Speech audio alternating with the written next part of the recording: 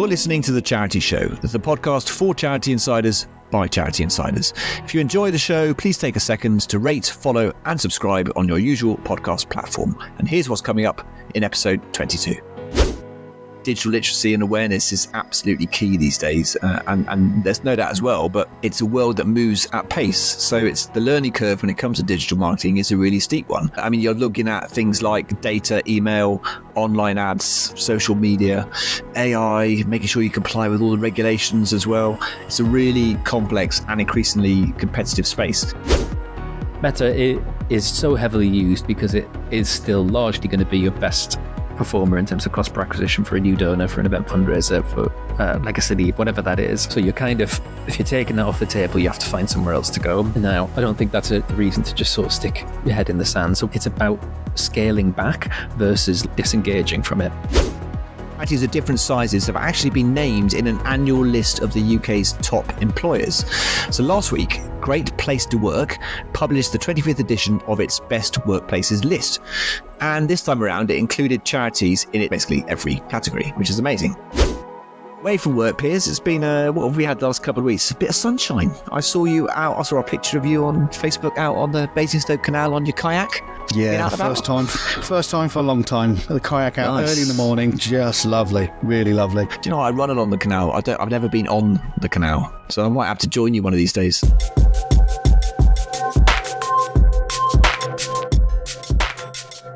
Welcome back to The Charity Show. I'm Tim Bainan, Head of Marketing Engagement at Firefighters Charity. And I'm Piers Townley, PR Manager at the Brain Tumour Charity. So we're diving into your world today, Tim, all things digital marketing. Yeah, my world, digital marketing. It's a funny one, isn't it? Because I actually think, yes, it is my world. Marketing is in my job title. It's what I do. It's what my team are experts at and know far more than I do. But having said that, I must say that marketing in our world these days, and we've talked about it lots on the show, haven't we? You've dedicated a Bites episode to it, I think, does seem to encompass pretty much everything. So I think third sector marketeers these days have to be, you've got to be a journalist, you've got to be a videographer, photographer, copywriter, events organizer, gazebo putter-upper, all these kind of things. You've got to wear. TikToker. Yeah. Well, I don't know about that. I don't know if I'd go that far.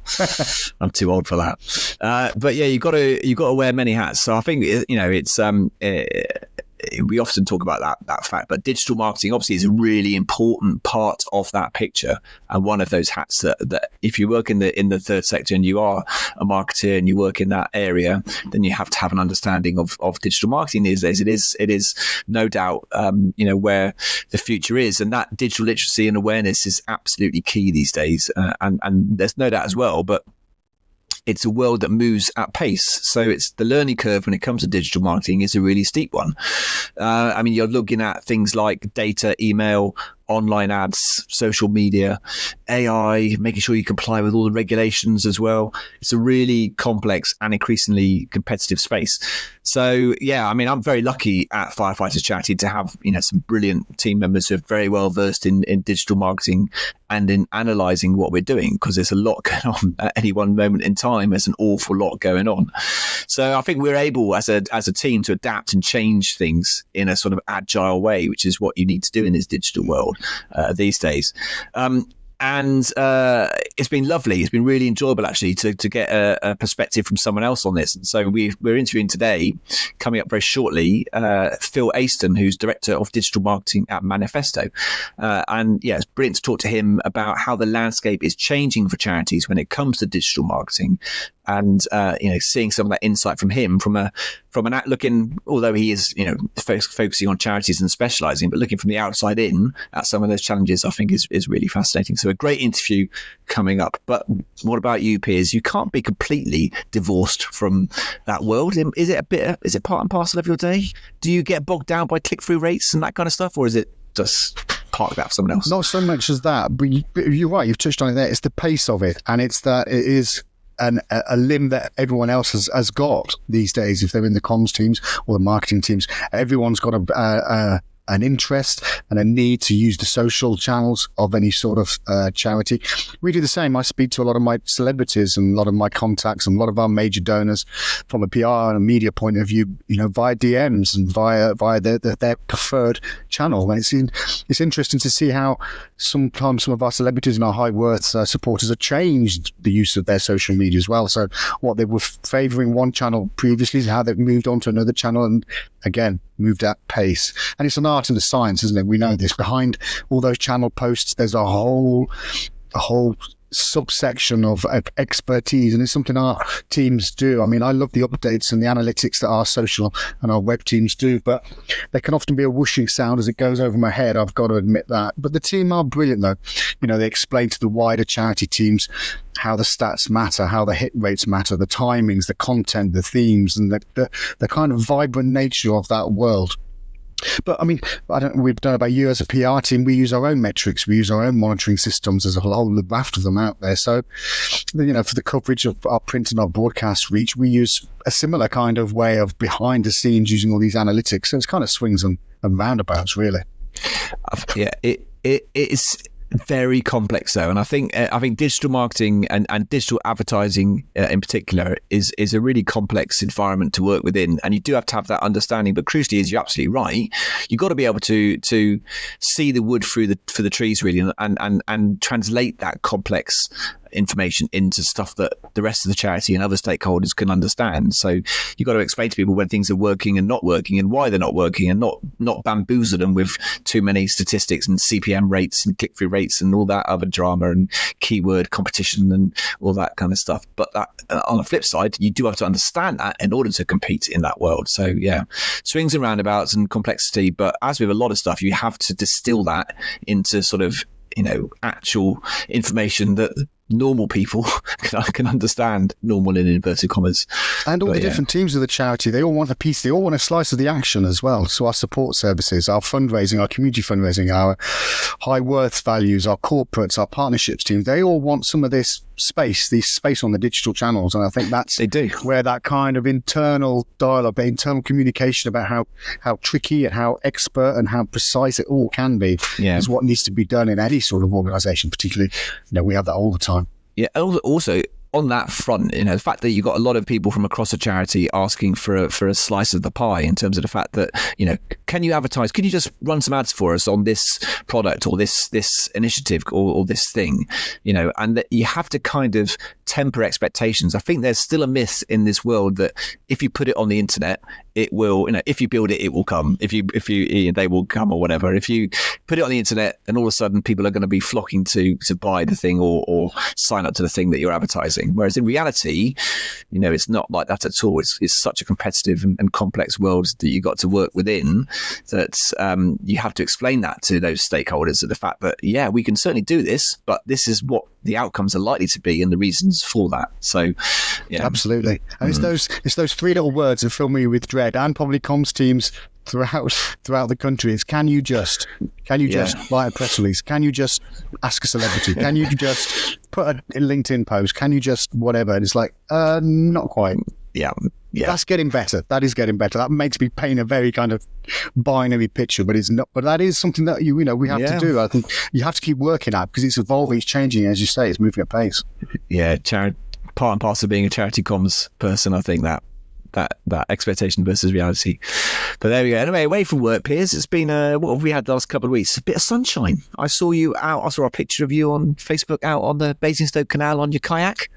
Yeah, first time for a long time. The kayak out early in the morning, just lovely, really lovely. Nice. And as very, very prevalent around where I am is a charity, the Canal Preservation Charity, the Basingstoke Canal Society, and they're doing loads of work out there as well, prepping it all, getting the towpaths all ready and stuff. So get to see all their good work. But it is lovely to be out on the water. Yeah. Do you know, I run along the canal. I've never been on the canal, so I might have to join you one of these days. I might have to. I'll go running with you. You jump in the kayak with me. We'll swap it over. Good. That sounds good. We'll do it.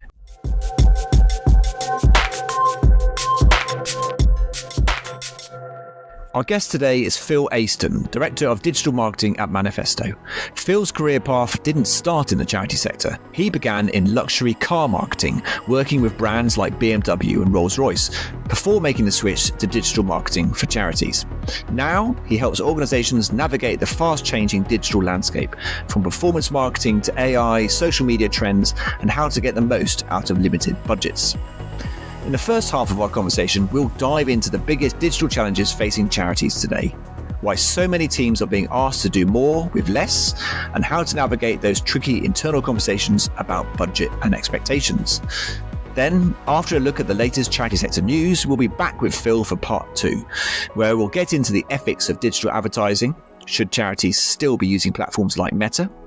Plus, emerging trends, digital transformation, and some of the smartest marketing strategies charities can use right now.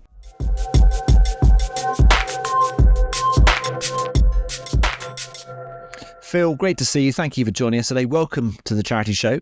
To start with, perhaps you could just tell us a little bit about yourself and your role as Director of Digital Marketing at Manifesto. Give us the rundown. Yeah, absolutely. Hi, Tim. Thanks for having me on. I guess as the name suggests, I oversee a team of digital marketers. Pretty self-explanatory. I'm at Manifesto. I've been there coming on 8 years now. And they are a digital experience agency that work with kind of positive change businesses, some mostly charities. And as part of that digital, kind of brought digital marketing into that offering and services. And we do kind of a lot of performance marketing kind of program management. So we run IG programs, events, fundraising, legacy lead generation, all that kind of stuff from kind of performance marketing side of things, but marketing strategies, marketing training, all things digital marketing. Yeah, and I've got a fab team of strategists and specialists who help clients either run that or help them run their own. Obviously, I work in marketing as well in the charity sector, but I know also from the marketing sort of bigger picture in the marketing world, charity isn't perhaps the most glamorous aspect of marketing when you look at all the options out there in the corporate commercial world. What led you to sort of specialize in digital marketing for charities? Almost exactly the inverse of that. I started out from university in like premium automotive, so my placement year at university was at BMW Group's head office. And then I went to work with one of their agencies and was working with BMW and McLaren and Rolls-Royce. And I think when you're like 23, it's like, but I think I kind of got to not much there, like 25, 26, and just sort of, had that realization of, what am I doing with my work day? I think I'm making a Bavarian family slightly richer. Like that's maybe not what I want to get out of the next 30, 40 years of my working life. So, I tried to move into the charity sector, which was really difficult moving into charities themselves without having like a charity background, I think. And I ended up through a friend meeting the CEO of the founder of Manifesto and sort of talk. They were at the time largely like a web design and build agency, which we still is a big part of what we do now. But I sort of came along and sort of pitched, let me add to that service of like let's bring people to these websites that we build, and I think I'm one of those people who like to be doing like a few things at once. So I think having a different sort of portfolio of charities working on different challenges, different sectors is great. Like if I could have done it again, I probably would have done zoology and tried to go into conservation. So I didn't have the time to do that. So I was like, I really want to work with some conservation charities, which we do now, and that's fab. So yeah, that was just, I don't know. I think it's nice to have a job that you find value in. I think I'm very lucky to have that, and that was the main driver, really. Yeah. I think Piers, you would have been a fighter pilot if you weren't doing this, wouldn't you? That was it, wasn't that a dream? I probably would as well. But I was just as you were saying that, Phil, I was thinking, so if you could describe charities as animals, then maybe we're going to carry on with that zoological kind of line. Yeah, I did also go to the RAF recruitment office at 16 because I wanted to be a search and rescue pilot, but they said I didn't get to choose. So I was... How very dare they? I went into advertising. How dare they couldn't get you to choose that? That would have been amazing as well. So Phil, you have worked with a range of charity clients, and we'll talk about which charities are which animals at the end, because I still like that. But what are some of the biggest digital marketing challenges that charities are facing right now, would you say? Yeah, I think the biggest one and the thing that's kind of consistently kind of come across with the charities that we work with is like having to do more with less this year, or these budget cycles, different charities, different budget cycles. But that's been the key thing. I think, like, just looking at the last sort of 4 years, there was, with not all, but a lot of charities, like a bit of a COVID windfall. Like, there was like real positive sentiment towards charities, real drives to fundraising and events, and a real clear need, especially in like the health sector, for cause. But I think like altruism generally, like there was a lot of that in the space, and a lot of income led to then a lot more investment sort of post-COVID. There was a bit of cash reserves to help grow and invest, and increase team sizes, increase ad spends, increase technology investments, and all these kind of things. And I think cost of living crisis sort of hit. There was that massive period of RG cancellations and all that kind of thing. And I think we're sort of now at the tail end of that effect of, like, think of a single one of our charities on our like marketing retainers who said we've got an increase in budget this year to test this or to do that. It's our budgets are the same, or we have to get more from less. We actually have to pull back in this, and we're going to sacrifice X to do Y. And I think that's a big. But also we still want to grow. that's also the thing. I often find this sort of disparity with understanding the reduction of budget and expecting not a reduction of results. And I think that's, like, I really feel for people working like on the ground in digital marketing in charities, and having to like manage that expectation and feel like, you know, that's a real tough ask of doing more with less. That's a real big thing. Yeah, that seems a very familiar thing that you're saying as well, when you're going back to say the budgets and the expectations. In fact, marketing, comms, managing expectations, probably about 80% of all our roles, really. So how can overstretched charity teams, Phil, how can they prioritise their digital marketing to get the best out of it? I think, like, one of the things that we use a lot, or I've got more use out recently, is like a prioritization framework. And if anyone wants to like drop me a message on LinkedIn or anything, I can send you the template for that. Like, it's just something we built in Google Sheets. But it's something I tried to turn the sort of, I guess, quite subjective into something quite objective. So it's built in that the idea is to kind of get all of the big initiatives for the year. Like, I think people can talk about a lot of things in digital marketing. I want to try that, and have these disparate conversations. First of all, it's kind of like a log of what's everything everyone's saying at the minute that we should do. What's the trends that we should, like, all these things that I've got to do, and capturing them, and then having like a scoring mechanism on the back of that. So the idea of that is to then pull either your marketing department's goals for the year or the charity's goals for the year into that as a weighted scoring framework. So like, one charity might be like, we want to like increase brand awareness or brand recall in new audiences. Another, it might be reduce donor attrition or increase average gift size or whatever. Like, those might be quite tactical ones. The other, it might be like, you know, bigger objectives, and putting sort of importance weights against those, and then running each of those initiatives against, like, through those scores to kind of come up with a total score. So, which is something you can then sort. So you can then essentially say, this initiative supports our goals the most and this one the least, and just put things in an order that isn't prescriptive by any means, but it just helps. I think it helps manage up in terms of, it helps align, first of all, the work that you prioritize to your business goals. So you're like, actually, there is some alignment because we've scored it. But it's also a good way to prevent someone going, oh, can we just investigate this new thing? I read an article about X. Can we try that? And people chasing after shiny things. You're like, well, actually, we've got these 4 other important things that are aligned really well to our business goals at the minute, and that can come further down. And it prevents that hippo influence, that what's it, highest in the room, paid person opinion. Of them just trying to like shovel something into your workload. It's like, actually, this is where it has to sit in that for a framework, and it makes it, like I say, more objective. It's like, well, the scores say, like, you know, we're not saying no, this is saying no. I think that helps, like I say, do that. Surface the 2 or 3 big things that a couple of times things have come out. They're like, oh, we didn't think that would be the biggest thing, but yeah, it makes sense. That's actually something we should, you know, it's a lot of resource alignment. We should pull people to that. I've written 2 things down there that I'm taking back to my team, Phil, the hippo. And I love that phrase, don't necessarily chase shiny things, because I see that a lot sometimes with just colleagues at other charities, and sometimes we can be guilty of that as a charity as well. Yeah, I can relate to that for sure. I totally get where you're coming from in terms of the fact that it can be really difficult for charities and marketing teams to focus on what's really important when you've got things coming at you from all different angles. And then you might have senior leaders and leadership teams working on strategy behind the scenes as well. So there's a lot there for coming at coming at marketing teams that they then have to sort of get their head around and build that into a plan that meets everyone's needs. And that can be a real challenge. But I do want to pick up on some of the shiny things, I must admit. And I'm keen to get your thoughts on what you think those kind of emerging trends are. What are some of those shiny things at the moment, those opportunities, those emerging trends that marketing teams actually do have to pay attention to? I know sometimes those shiny things can be a little bit like, let's just park that for now, we'll come back to it. But what are some of the things that charities probably can't afford to miss and can't afford to ignore at the moment? And I know AI is probably one of them, but tell us a bit more about that in general terms. Yeah, absolutely. I'll definitely get onto the AI things. But I mean, before we do, it's really interesting, like the sort of last year of like this research, this like surge of AI. So, AI, there's the future.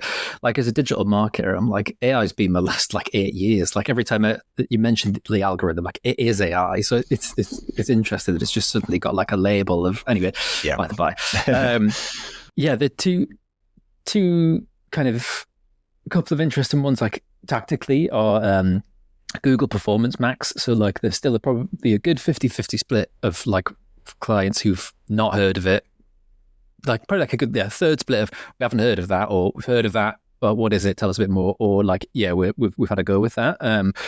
As I'm sure we might discuss soon, like later, in terms of like another kind of big trend is like people worried about Meta, like eggs in one basket. Lots of people's digital market spend is in Meta, and I totally understand why. And I don't think that's going to be a big shift, but people are definitely for the last 4 or 5 years have been looking at diversification outside of that channel. And Google PMax is proving to be a pretty good contender in the last sort of 6 months. I was talking with the strategist in my team recently. And we were doing a quarterly with one of the conservation clients, actually, and it has kind of CPAs on parity with Meta, which is like rare.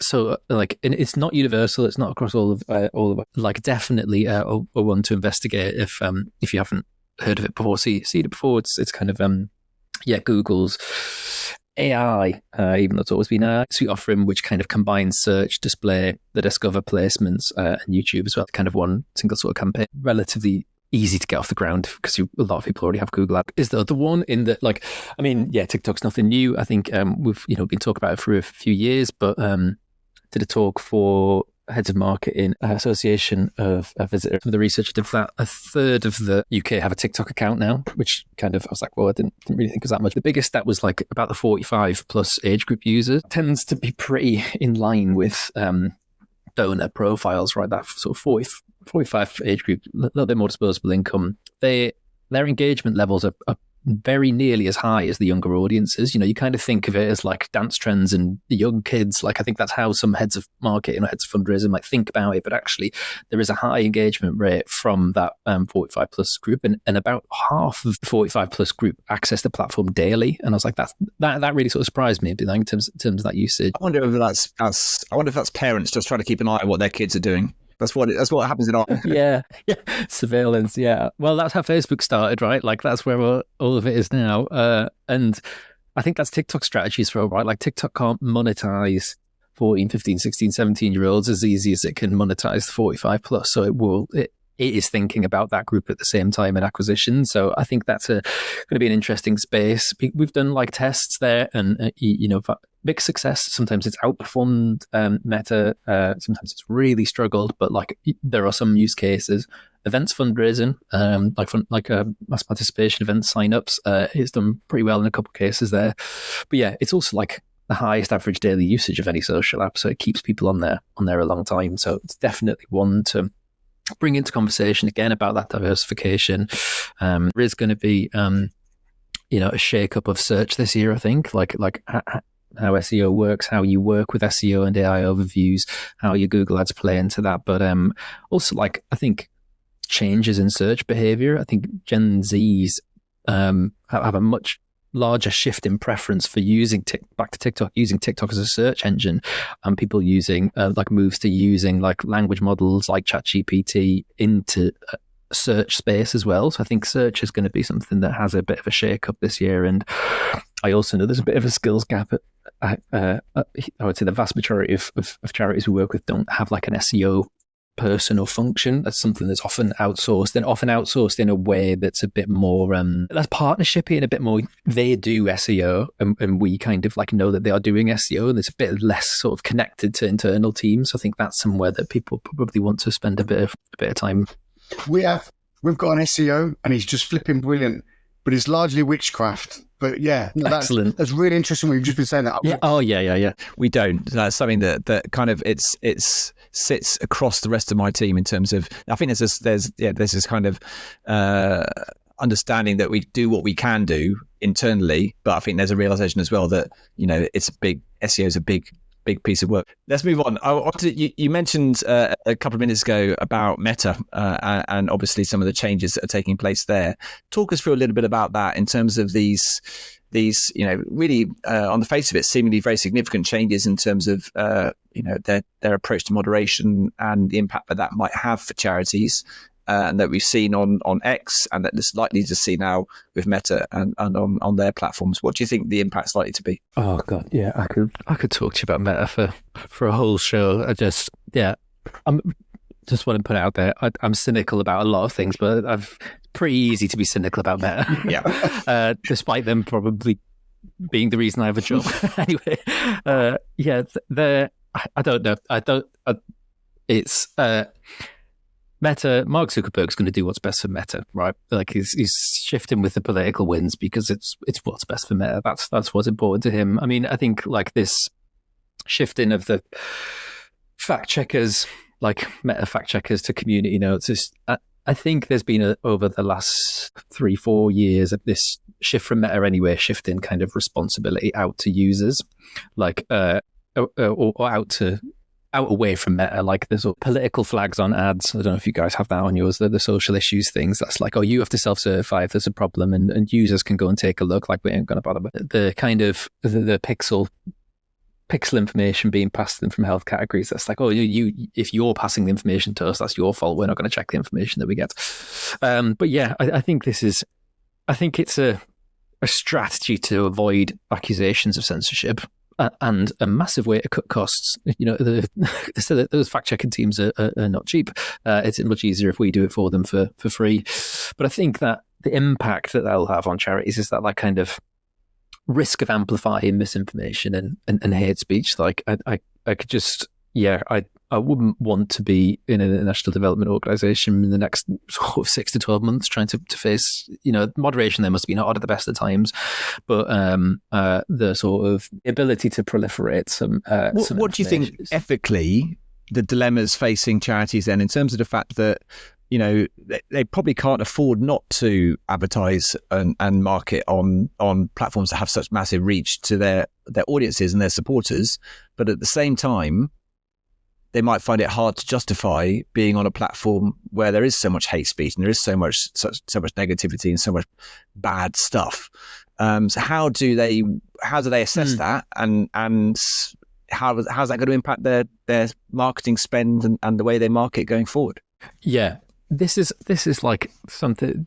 This is such an interesting topic of discussion, and it is like a proper ethics debate. Like when I get into my head, it like takes me back to my university lectures of sort of pure ethics. At the minute, I kind of see it. It's like I've seen other agencies that are like similar to us, like that we keep an eye on, like talking about like we won't recommend Meta as part of a portfolio to charities anymore, which I find interesting. Like there's that cycle of fundraising and service users or beneficiaries, right? If you're not able to do the fundraising, your beneficiaries suffer. There's that argument of being Meta is so heavily used because it is still largely going to be your best performer in terms of cost per acquisition for a new donor, for an event fundraiser, for legacy, whatever that is. So you're kind of, if you're taking that off the table, you have to find somewhere else to go. Now, I don't think that's a reason to just sort of stick your head in the sand. So where I'm kind of thinking, where my head is at the minute, it's about scaling back versus like disengaging from it. if I could, if PMAX for all of our clients over the next 6 months outperform Meta, then, well, I need to move to Google. Yay! What an ethical improvement that is. but you know what I mean. It's kind of comparative to like internal combustion engines to EV, right? Like, I don't think you could demonize a paramedic for driving an ambulance as an environmentalist. Like, there is a necessity built into our society of using certain things that we want to scale back from as fast as possible. And I think for charities, there is a necessity to use Meta to drive fundraising, to improve the lives of beneficiaries, to improve their research, to improve their business objectives, to survive. But yes, there is, I think, like a moral question of, what ends justify what means, and how do you continue to invest in a platform that does that? I think it's it's the tool, and if you're using it for good, I can see the reason to stay on. But part of this goes into, again, test and learn into those new areas. Like, you'll not find the thing that's better than Meta without being able to test that, and that, again, that's really difficult in a time of efficiency and cost savings, and it needs buy-in from budget holders, because, like, in the short term, it's going to be more expensive to transition to other media platforms, other outlets, until you find what works in them for you, if you are going to take that step back. And it it's very, very similar to X. That's really interesting, Phil, that the scaling back and the discussions internally that we've had, or my digital teams, the digital teams of the Brain Tumor Charity have had, because obviously, we're a health charity offering health information, but we also support charities. So, I mean, the same as Tim, we have to kind of balance that up with actually what is going on in the wider use of it. So we have to tread very carefully. So have you got any examples, Phil, of charities kind of scaling back or even moving away from things like Facebook and Instagram? What's working for them? What have they been able to explore and use? Of things that are broad brush working for the sector that, like, I could throw out, be like, yeah, do that tomorrow. I kind of mentioned, like, PMAX is one that has potential, and I think, like, if it's something that you could give a go, absolutely give a go, and just even draw a benchmark, be like, well, this is how much further it is off. This is, like, what the conversion rate differences are like, cost per click-through rates, like, just get a bit of a benchmark to compare to Meta to work out where you might need to push the needle to bring it up to parity. As I mentioned before, TikTok's a bit of a mixed bag. We've seen it work really well for events fundraising, but again, not for everyone. Like, but I think it lends itself well. Sort of a couple of years ago, our strategy on Meta was actually to produce the content in a more TikTok-like way, much less polish, much less use of stock and of high quality photography sessions, far more get your staff out on their phone, like doing a walk, and have far more of that sort of authentic UGC content. And obviously that's what TikTok's bred for. So for that, it can work really well. And I sort of don't see why that can't translate to IG with, like, some of the stories that you could tell in that authentic way. Seen some really, like, weird niche ones. Like, there was a dogs charity, and I can't remember the name of them from the life of me. I think they were in Edinburgh based, like, real small sort of outfit, like sort of under 10 people, but, like, their marketing person, like, was just sort of generally interested in crypto, and ended up, like, going into sort of, like, Reddit and, at the time, Twitter, like, crypto communities, and like, doing sort of, like, IG appeals in there, like, just sort of like asking people to donate bits of crypto here and there, and they made absolutely tons. Like people just, like, people who in the booms, and when there's the booms, and they're like, oh yeah, it's just like, I've got to spare like 10 grand of Ethereum to chuck at that. Like, that was really interesting, but that was real sort of agile, small team ability to just test something. I mean, there's loads of talk around Blue Sky, but I've got nothing to add to that you probably don't already know. Like, there's been quite a big shift to it. There was a kind of a massive shift November, December. Average user engagement's kind of petered back out a bit, same as it did with Threads, but I think it's a bit more sustained than Threads. Threads is Meta anyway. So like, Blue Sky's a kind of one to watch, especially like on the organic side. Because they don't have an ad offering yet. TikTok again on the organic side. If you want like a good example to look at, RSPBs is fab. Their organic Twitter is great. I love it. Yeah. Don't they have like name a bird on a Friday or something, or what's there's like some kind of viral thing they do on a Friday? It's very funny. It's they're good.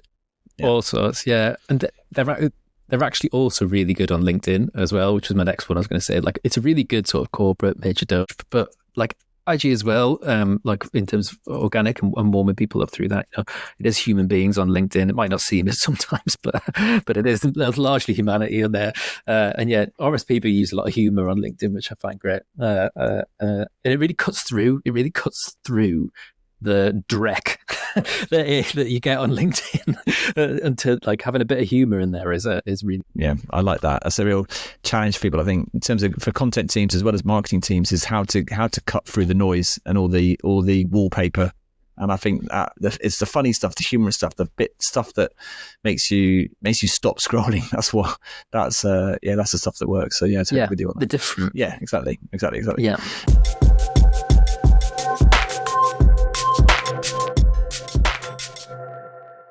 Yeah, I'm definitely learning a thing or two more about digital marketing here, Tim. Some great stuff from Phil, and we'll be back with him for the second part of that interview shortly. But before that, let's take a look at some third sector news. What have you got this week, Tim? Well, this week, it's all about top employers. So we know that charities are great employers because we work in this space.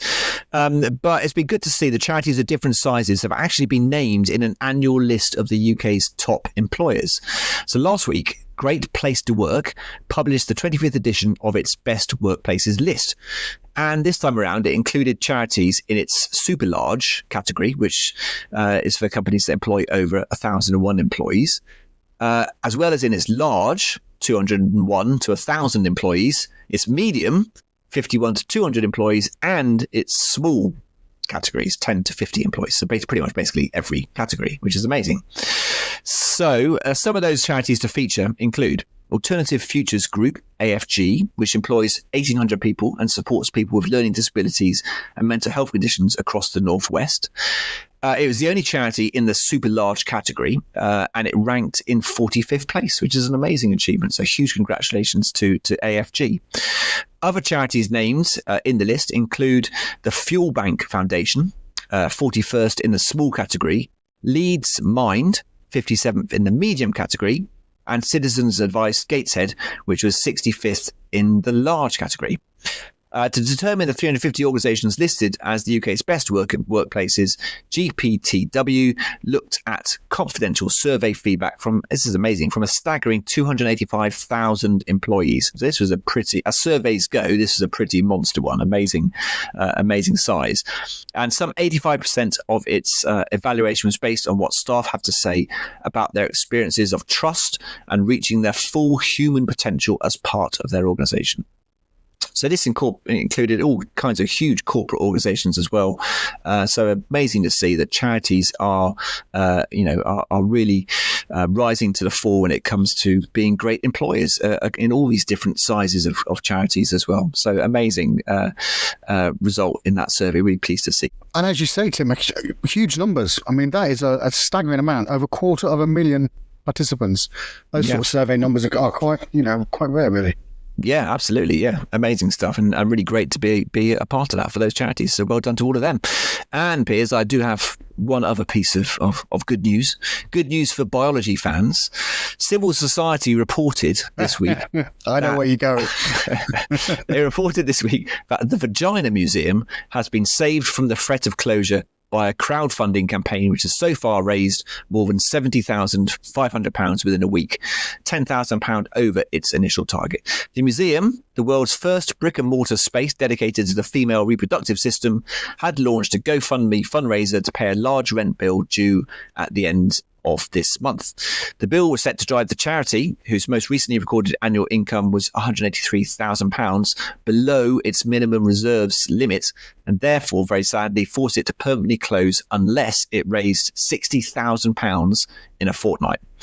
And amazingly, at the time of writing, the charity had raised well over £70,500 with its campaign shared to its 215,000 followers on Instagram. So there you go. The Vagina Museum is safe by the looks of things. And it's in London, by the way, if you fancy visiting, Piers. Incredible. 70 grand in less than a week. That's a staggering amount of donations. Yeah, great achievement. What about you? What have you spotted this week? Well, this is something we talk about, and many of our guests have talked about before, Tim, as well, and it's charity burnout. It's the stresses and the strains of working in the third sector. And this is a feature that I saw in Charity Times, and it featured Sarah Mitchell, who she is the CEO of Cycling UK. And she explains in the feature that outlines how charity leaders must look after themselves in order to be able to look after others, something that we hear time and time again, and is a kind of a mantra in this sector. And she cites in the feature that research from, I'm quoting here, research from Charity Job Finder recently found that 70% of respondents reported experiencing frequent or constant stress, and 1/4 of charities cite staff burnout as the main cause of retention problems. She goes on to say that the prevailing philosophy of charities remains one of self-sacrifice, stemming from our sector's roots. It feels difficult for us to prioritise ourselves, especially when the communities we work with may be struggling with life and death situations with personal crises. Charity leaders are often isolated, sitting as we do between our executives and our trustees, who may not recognise the need for us to look after our own welfare first. If we don't support ourselves first, we and the charities we run will not have the sustained ability to provide the support services that communities need in these times. And I think quite prescient words there from Sarah Mitchell, CEO of Cycling UK. As I say, it's something that we touch on in lots of our episodes. And I think we'll be touching on it again in future episodes as well. You know, the pressures, the everyday pressures, the increasing pressures of working in the third sector. Yeah, absolutely. We joked about it a bit earlier on, didn't we, about the fact that, you know, you wear many hats as a charity employee, and that's very true. And I think a lot of charity employees find it difficult to say no, or find it difficult to not do those extra jobs and those extra tasks that are often required, because, you know, they care so deeply about the causes they work for and the people they're supporting, or the cause that they're fighting for, and therefore I think that probably is a contributing factor to burnout. It's very, you know, it's not just a case of putting in a bit of overtime because, you know, some boss somewhere has asked you to. It's putting in those extra hours and that extra effort because you're, you know, helping to save someone's life, or you're making a substantial difference to the planet, or whatever it is that you're working towards. And I think that's maybe one of the reasons. But yeah, let's dig into that a bit more. I think that's a great topic for a future episode.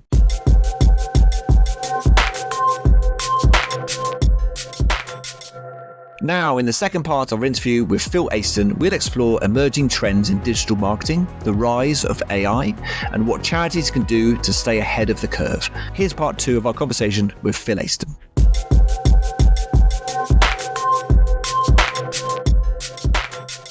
I want to talk to you a little bit about a bit of a buzzword, and it happens, you hear it a lot: transformation, marketing transformation, digital transformation. Lots of charities seem to be going through transformation of one kind or another. Tell us a little bit about that in terms of how charities are increasing their digital maturity. What does that actually look like? These all sound like sort of corporate buzz terms: digital transformation, digital maturity. But what does that actually mean when it comes to marketing? Oh yeah, there's loads of them. Well, I'm sure we'll come across a few more horrible buzz terms in the answer.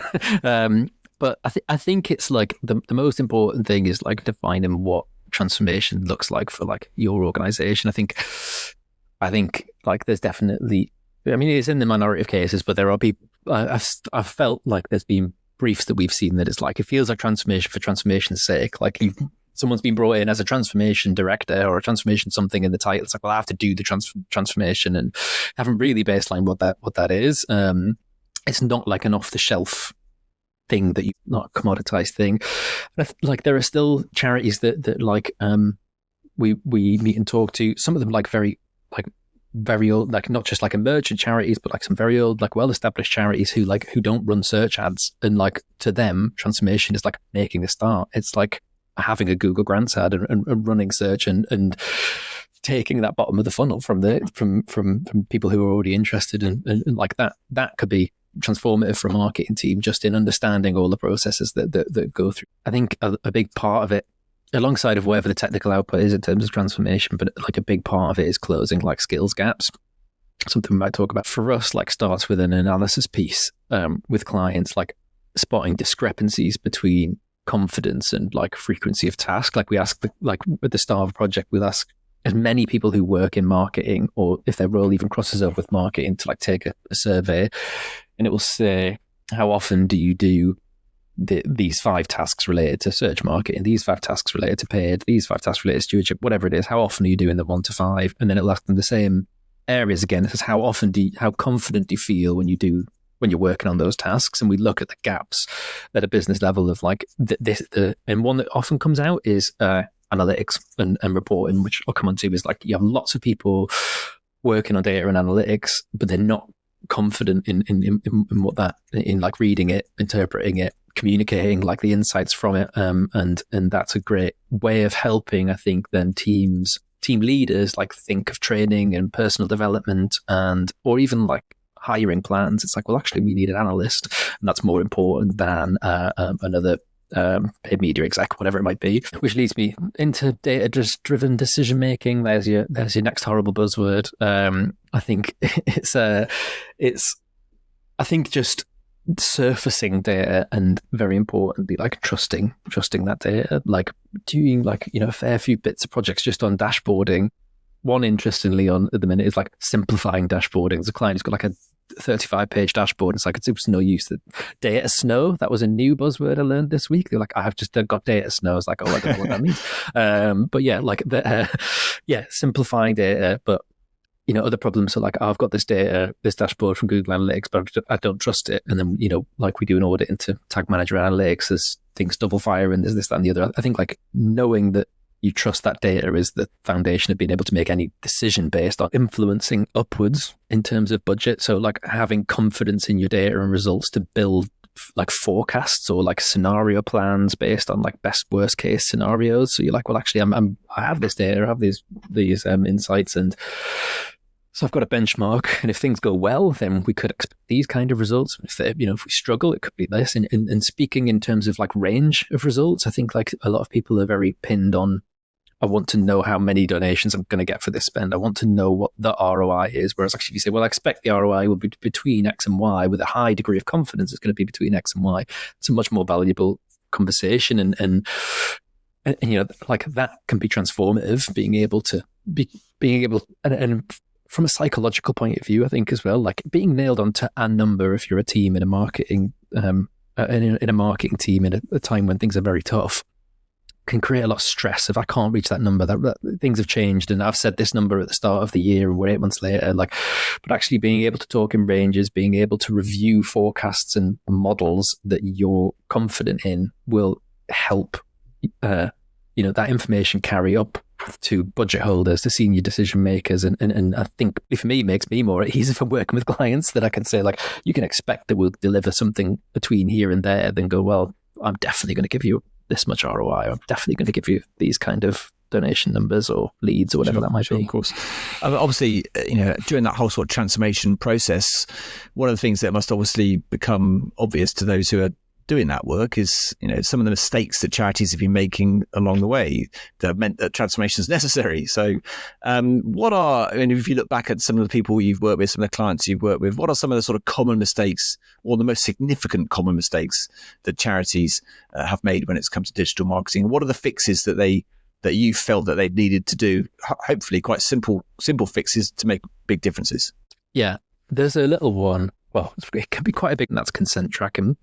And I totally understand why it's a recurring one. I work in this all day, every day around, like my role is digital marketing. It has been for 8 years. And it's very technical to understand how consent banners work, how tag management works, how the two play together to fire tags and triggers to say someone hasn't consented, and this ad platform doesn't know about. There's a huge expectation of skill level of any business in any sector to be able to do that, but especially in the charity sector where, medium and small size charities, I do not think would have someone like in-house who would understand how to implement that to like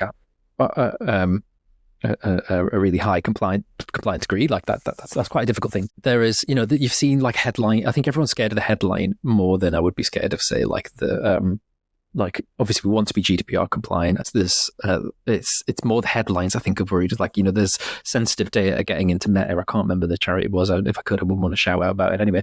There was some sensitive data getting passed into Meta, and it was because the Meta pixel was firing before someone was making a decision on the consent banner. Such an easy thing to miss, and that's not that charity's fault. That's like that. Like, Meta was still accepting that data, like that.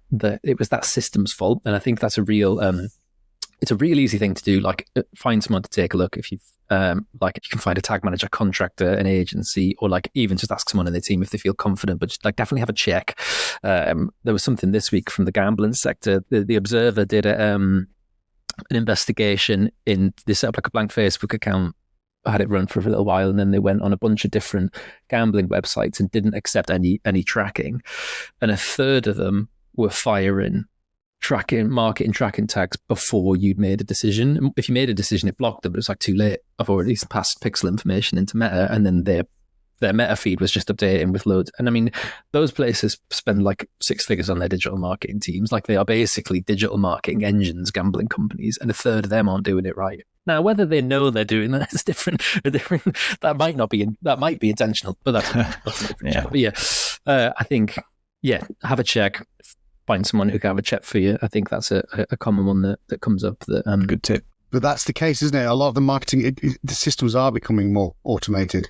The systems are inherently being more AI, for want of a better term for it and all. So what's your advice for charities looking to adopt AI or to move more into AI, whether that's in their content or their marketing, without losing that human touch, without being overwhelmed by it? What would your advice be for that? I think it's like definitely starting with people. Like, people like going to be key. Like, the tech capability of AI, as everyone knows, is moving at like a rapid pace, but like that capability will like outstrip skill very quickly. Like, you could approach AI from a tools perspective and, right, we're going to bring in this tool or we're going to bring in that tool. But I think that's the wrong way to look at it. I think it's great to have like one eye to what the tools are and what kind of things they could do and bring in. But it's, your first eye should be, do my team like understand the possibilities of AI? Like, do we have a community of practice internally to talk about AI? A guy in strategy team set up like a Slack bot that does like a weekly roundup of AI related like articles. So like we're just building our knowledge of that as opposed to like delving into a tool straight away. So I think people investment, I think as with nearly anything, the technology needs to come. I think you need to kind of keep it as far away from like the creative output as you can. Like, I think use it, let's take ChatGPT as an example because it's such a commonly used one and it's such a low barrier to entry. Like, you could use something like that in like ideation, right? Like suggesting test designs, like synthesizing some audience trend research, helping you refine a brief to your creative team or to a creative agency, like helping in that.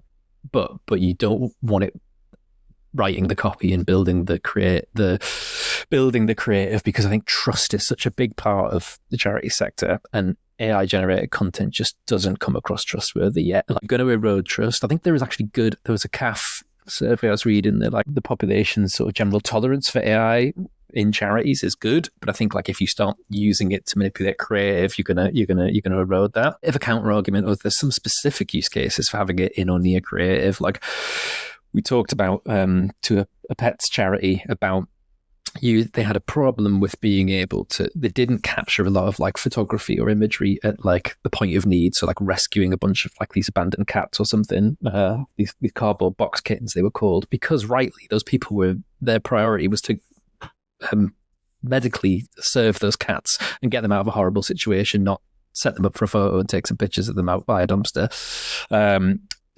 But we had that story, we knew what they came from, and you could feed that story into an image generation and produce like imagery from a true case study. But I think it would be transparency would be key with that. Like this, like somewhere, some captioning of this image was produced by a generative model to illustrate a real life case study, as opposed to trying to just like hoodwink people.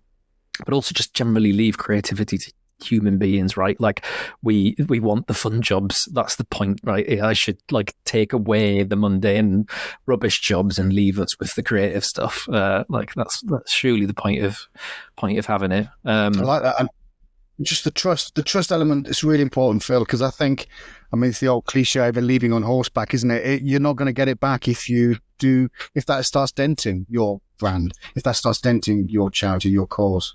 Yeah, absolutely. Or like, it then throws a question mark over the actual genuine stuff. Like, like people are like, oh, is that AI generated? Like, yeah, like, you don't want that question mark over your brand. But like if you have to do that, then transparency is key. I know that AI has been around for a long time, but AI in terms of this generative content which we're seeing, proliferation of over recent years, is only getting better and better and better and better as it sort of learns and improves. So there's even more reason why that transparency is really important. As it cut at the moment, I think you could all tell what an AI image, because there's missing fingers and things that look right and all that kind of stuff. But that won't be the case for too long. It will look pretty incredible. So we need that transparency even more. Especially when it's not being checked, right? Like what you were saying before. Like if it's not going to be checked, and the thing that I saw something about X.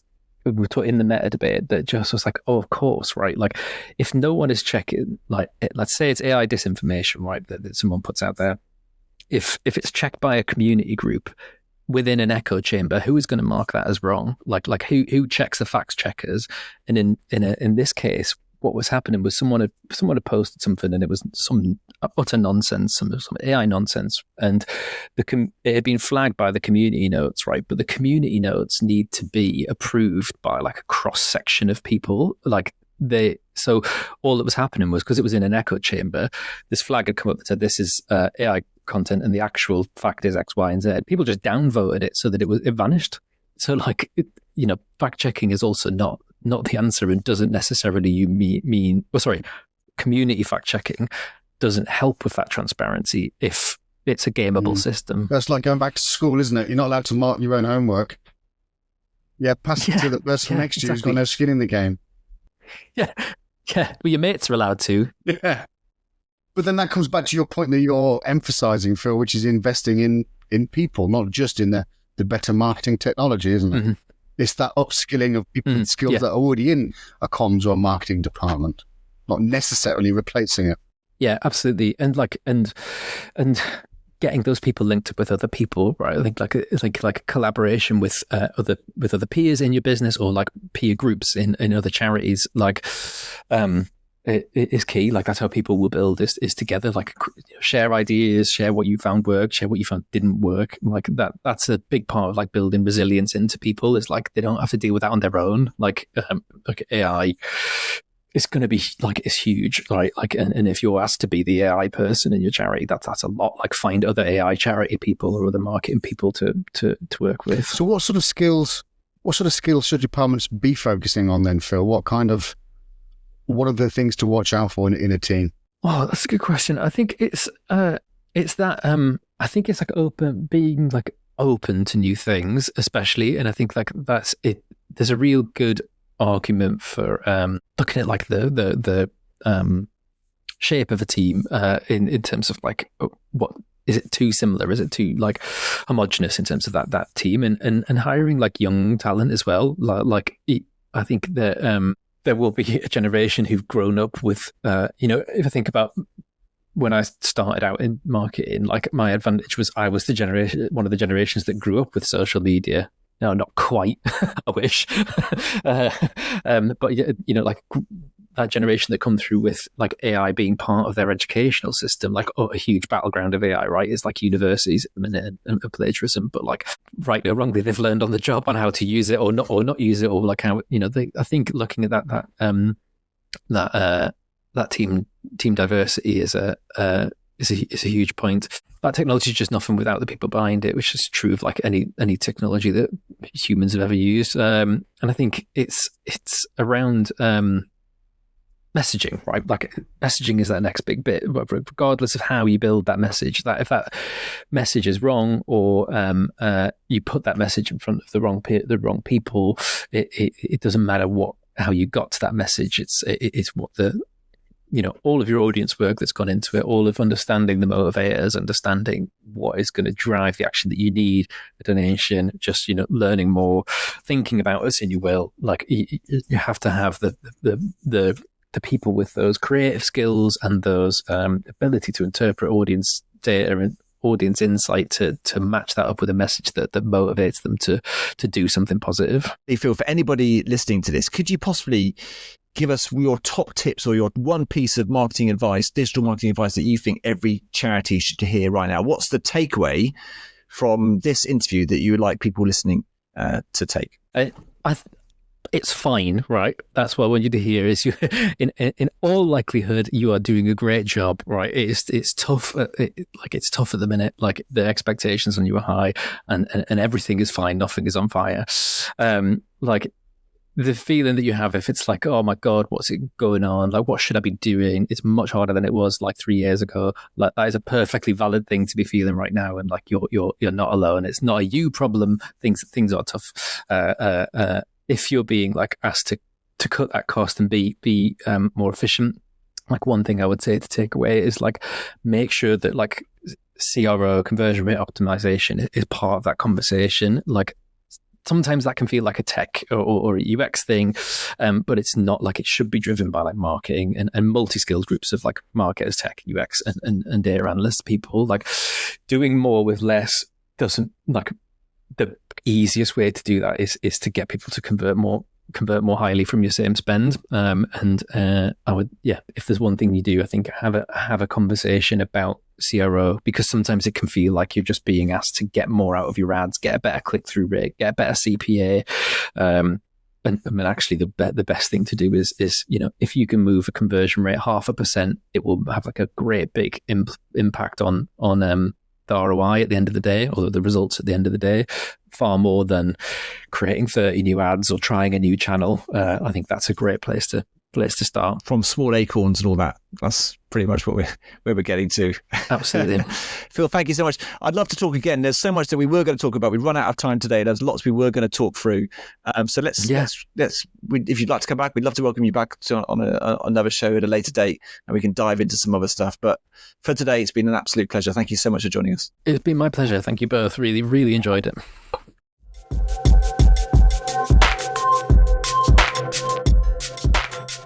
In every episode of The Charity Show, we shine a spotlight on the incredible people making a difference, whether they're working, volunteering, or fundraising in the charity sector. And we want to hear from you. Know someone who deserves a shout out? Drop us an email at thecharityshowpod@gmail.com or reach out through the links in the show notes. You can either send us a voice message. We might just play it in the next episode. So, Tim, who's in the spotlight for you this week? This week, Piers, I want to shine the spotlight on all the children at Holy Cross Primary School in Swindon. Now, it's an amazing group of youngsters. They all came together to support a homeless charity that's actually based next door to the school by organising a huge domino run using more than 500 cereal boxes brought in by the pupils. The school chose the Swindon Night Shelter, which, as I said, is right next door, as its charity for 2025. And head teacher Sam Dowdswell explained one of the children came up with the idea after they spotted a cereal domino run, I suppose, on YouTube. The charity also taught the children more about what it does and why it is needed before the cereal was delivered to them. School pupil Benjamin said, "The reason we made this huge domino is because some people wake up freezing cold with nothing to eat. Our school brought in way more cereal boxes than we." And Dawn Prosser from the charity itself said, "We had over 500 boxes. It went all down the corridor, all around the school and off to Swindon Night Shelter." She explained that as a charity, they feed about 800 outside of the shelter, but have around 40 a day for breakfast and lunch. The school itself has around 400 pupils. Many extended families do not live locally, so head teacher Mrs. Dowdswell also explained that it's really important that the children who attend this school feel part of the local community. She said that children from all years got involved and the cereal boxes just mounted up. So many more were coming in every day. We wanted it to be something everyone could enjoy, and excitement levels are very high. So an amazing achievement from that school. What a great, I've seen the photographs. You must look up the story, Google it and see if you can find it. This huge domino of cereal boxes all around the school. Super idea. I thought it was really nice touch. So I love that. It's fantastic. And you just, as you say, some great photos. For some reason, I've got massive Blue Peter vibes. That's kind of a reference for a certain age group, but that kind of community spirit, that community kind of everyone getting together. It's really, really lovely story there. Yeah, I should let Blue Peter know. They can dish out 400 Blue Peter badges. That lot. I think it's amazing. Blue Peter badge, exactly. Yeah.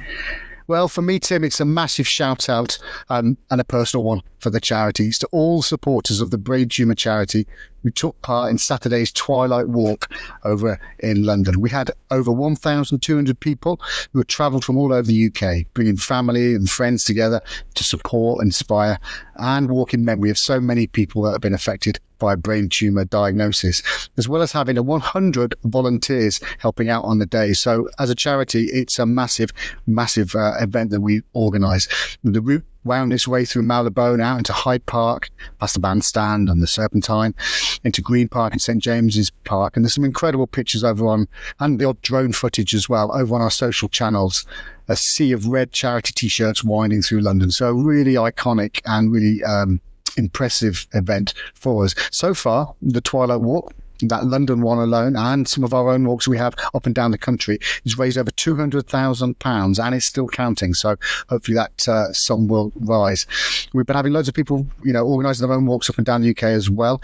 Such an annual calendar highlight for the Brain Tumour charity. They've been taking place bar a year or two for COVID since 2013, and to date the Twilight Walk and those campaigns have raised a staggering £3 million and still rising for the Brain Tumour charity. So a massive shout out to the thousands of people that walked with us, and more importantly, the 100 volunteers who were with us, and everyone who put so much effort into making this our hero event, our hero campaign for the year. Fantastic. And did you have a good day, Piers? Did you enjoy it? Fantastic day. Very emotionally inspiring, very emotionally draining, but just so wonderful to meet so many people that you maybe have spoken to or been in contact with but not actually met physically, and to see people's stories and reasons why they were walking. So yeah, it's a chance for entire community and the charity to sort of come together and do something that really stands out and makes a mark.